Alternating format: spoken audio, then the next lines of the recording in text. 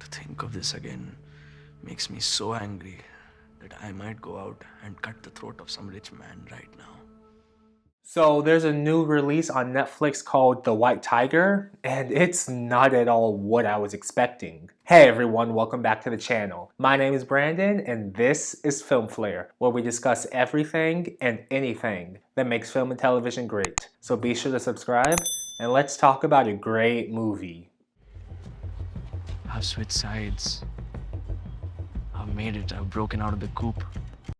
The White Tiger tells the story of an ambitious young Indian driver who uses his wit and his cunning to escape from a life of poverty and rise to the top as a successful businessman. The movie was both written and directed by Ramin Bahrani, but the original story comes from a New York Times bestseller of the same name written by Aravind, Adiga. This story takes a look at many different facets of the Indian society, including religion, the caste system, loyalty, corruption, and poverty across the country. It's told in retrospective from our main protagonist Balram as he transcends his impoverished lifestyle and becomes a successful entrepreneur. And this is him recounting the ups and downs of that journey that shaped him into the man he is at the end of it all.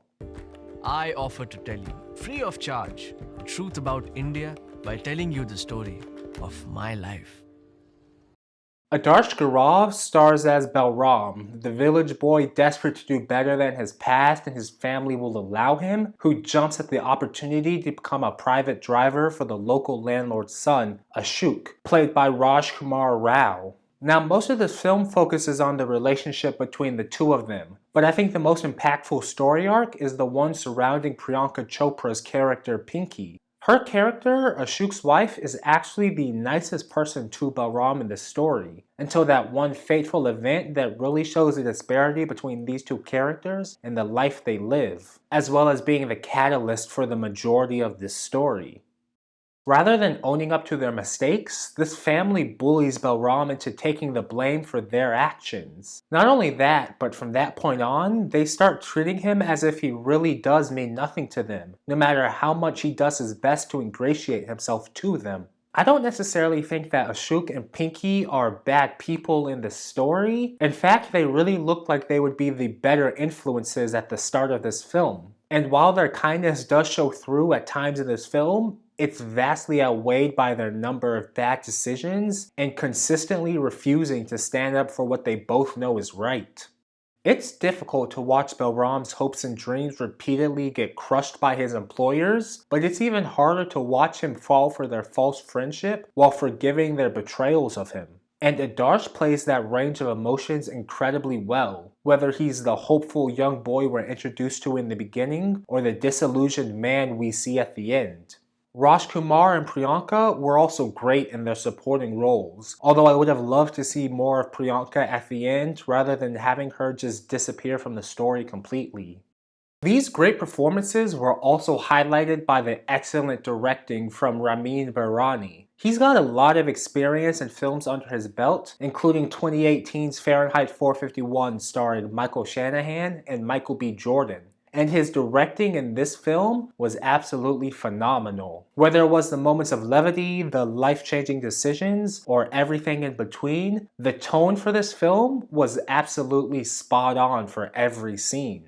Not to mention his ability to bring this incredibly moving story to life in a way that feels believable, real, and somewhat relatable to the audience. This story starts out with a highly inspirational tone, even though we know that it's gonna get dark at some point. And with every act of malice, I found myself thinking it can't get much worse than this. But it did. In fact, this just kept getting darker and darker, and I was really surprised at the levels that this went to until the ending became abundantly clear that that was the only way out. This story ends up posing some serious moral questions and dilemmas to the audience. On one hand, our main character gets his happy ending, but by then, he's not the same boy that we were introduced to and we're really rooting for throughout the film. He does treat his business and his employees the right way, the way he should have been treated from the start. But were the tactics he used to get where he is justified? And was the cost of it all worth it? Is all of it varying degrees of karma?